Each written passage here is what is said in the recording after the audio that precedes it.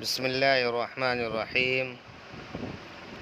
فحد الاسم، اسم کی تعریف، انہو کلمۃ تدل علی معنی فی نفسها، اسم ایسے کلمہ کو کہتے ہیں جو دلالت کرے ایسے معنی پر جو اس کی ذات میں ہو، غیر مقترن باحد الازمنۃ الثلاثۃ، تینوں زمانے میں سے کسی زمانے سے ملا ہوا نہ ہو، عن الماضی والحال والاستقبال، یعنی ماضی اور حال اور استقبال، کرجل وعلم، جیسے رجل وعلم۔ اسم کی تعریف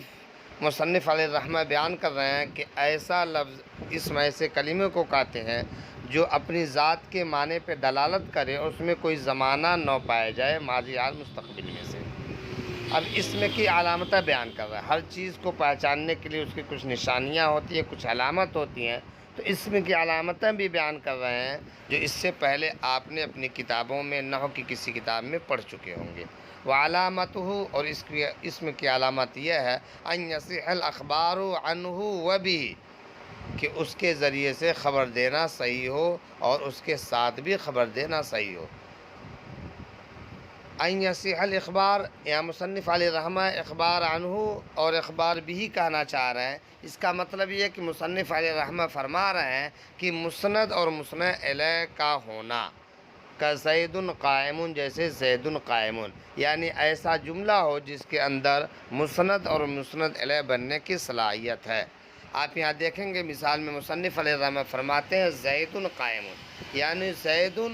اسم ہے اور قائم بھی اسم ہے، اور دونوں کے اندر اس بات کی صلاحیت ہے کہ اس کو مسند بھی بنایا جا سکتا ہے اور مسند الیہ بھی بنایا جا سکتا ہے۔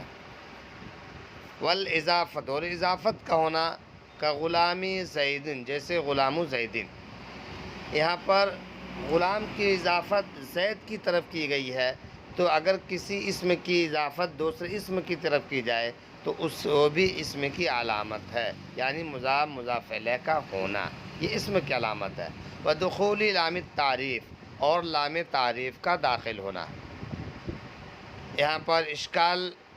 طالب علموں کو یہ ہو رہا ہوگا کہ اس سے پہلے والی کتاب میں ہم نے پڑھا تھا کہ الف لام تعریف کا داخل ہونا، لیکن یہاں پہ ہدایت النحو کے مصنف لام تعریف کا داخل ہونا بتا رہے ہیں، تو اصل میں مصنف علیہ الرحمہ جو چیز بیان کرنا چاہ رہے ہیں اس میں اختلاف ہے۔ ایک ہے امام سیبویہ، وہ کہتے ہیں کہ صرف لام اسم کی علامت ہے، اور ایک ہے امام مبرد علیہ الرحمہ جو کہتے ہیں نہیں، صرف الف اسم کی علامت ہے، اور ایک ہے امام خلیل رحمۃ اللہ علیہ جو فرماتے ہیں الف لام دونوں اسم کی علامت ہے۔ اب سب سے پہلے ان فرق کو آپ سمجھیے۔ امام سیبویہ کے نزدیک صرف لام اسم کی علامت ہے۔ ان سے پوچھا گیا الف کیوں لایا گیا، تو انہوں نے فرمایا کہ لام بالسکون ہے اور سکون سے کسی چیز کی ابتدا نہیں کی جا سکتی، اس لیے الف لام کے اس سکون کے ثقل کو ختم کر دیا گیا۔ امام مبرد رحمۃ اللہ علیہ سے پوچھا گیا کہ بھئی آپ بتائیں کہ آپ فرماتے ہیں کہ لام نہیں صرف حمزہ اس میں کیا علامت ہے، تو امام مبرد علیہ الرحمہ فرماتے ہیں کہ لام اس لیے لایا گیا تاکہ حمزہ استفہام اور حمزہ تعریف میں فرق واضح ہو سکے۔ اب جب لام آ گیا تو یہ بات بالکل کنفرم ہو گیا کہ لام حمزہ تعریف کا ہے، لام سے پہلے جو حمزہ ہے وہ حمزہ تعریف کا ہوگا، نہ کہ حمزہ استفہام کا ہوگا، اس لیے لام کو بیچ میں دونوں کے درمیان فرق کرنے کے لیے لایا گیا۔ اور امام خلیل رحمۃ اللہ علیہ کا مذہب ہے کہ الف لام دونوں اسم کی علامت ہے، تو پتہ چلا کہ لام تعریف بھی اسم کی علامت ہے، اور مصنف رحمۃ اللہ علیہ کا قول بھی یہی ہے کہ صرف لام تعریف اسم کی علامت ہے، جیسے الرجل والجر والتنوین، اور حرف جر کا ہونا اور تنوین کا ہونا، نحو بزیدن، جیسے بزیدن، یعنی اسم کی علامت اس بات کا بھی ہے کہ تنوین ہو اور حرف جر ہو۔ اب جر یا تو اضافت کی وجہ سے ہوگا یا حرف جر کی وجہ سے ہوگا۔ حرف جر کی وجہ سے اگر اضافت ہو رہا ہے تو بھی وہ حرف جر کی وجہ سے اگر وہ مکسور ہو رہا ہے، جر ہو رہا ہے، تو بھی اسم کی علامت ہے، اور اگر اضافت کی وجہ سے ہو رہا تو بھی اسم کی علامت ہے۔ والتثنیۃ، اور تثنیہ کا ہونا، یعنی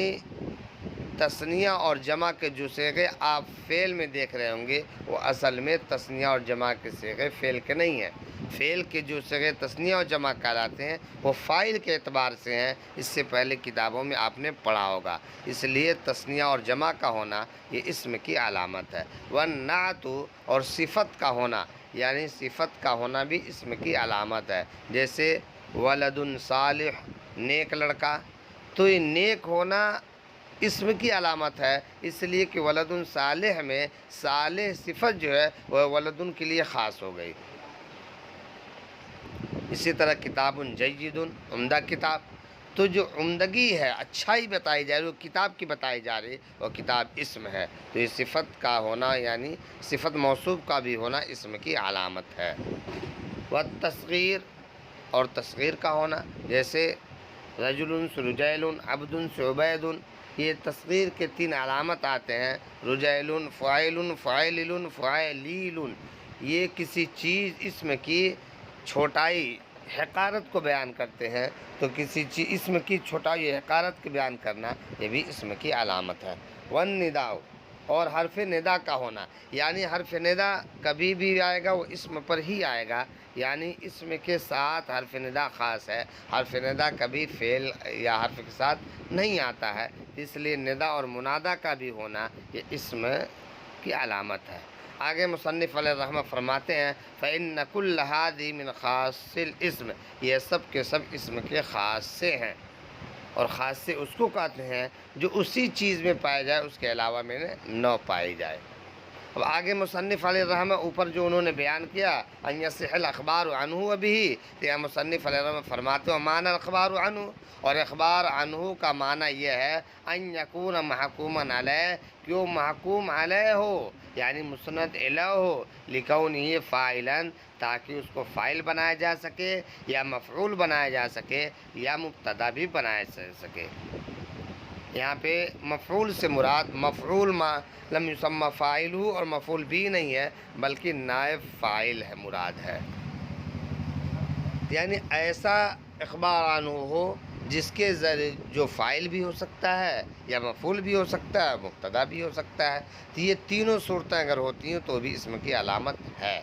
آگے مصنف علیہ الرحمہ فرماتے ہیں وَيُسَمَّى اسمًا لِسُمُوِّهِ عَلَىٰ قَسْمَيْهِ، یعنی اسم کا اسم نام رکھنے کی وجہ تسمیہ بیان کر رہے ہیں۔ وجہ تسمیہ یہ ہے کہ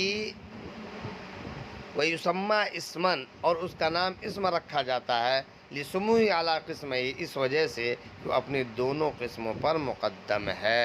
بلند ہے، لا لِكَوْنِهِ وَاسْمًا عَلَى الْمَعْنَىٰ، نہ کہ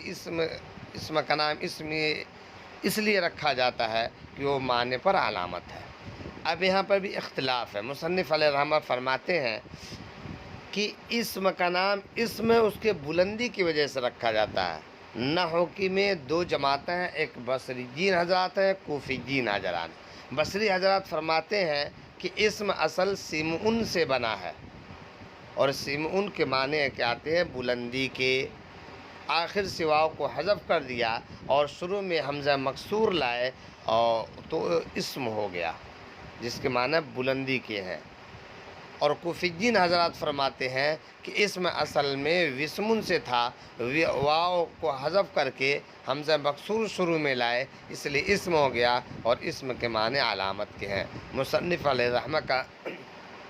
مذہب بھی بصریین کو مصنف علیہ الرحمہ نے زیادہ پسند کیا ہے، اس لیے فرمایا وَيُسَمَّى اسمًا، اور میں نام رکھتا ہوں اسم کا، اسم اس وجہ سے لِسُمُوِّهِ عَلَىٰ قِسْمَيْهِ، کہ اپنے دونوں قسموں پر بلند ہے، یعنی فعل اور حرف پر، لا لِكَوْنِهِ وَاسْمًا عَلَى الْمَعْنَىٰ، نہ کہ میں اس وجہ سے اس کا نام اسم رکھتا ہوں کہ وہ اپنے معنی پر علامت ہے۔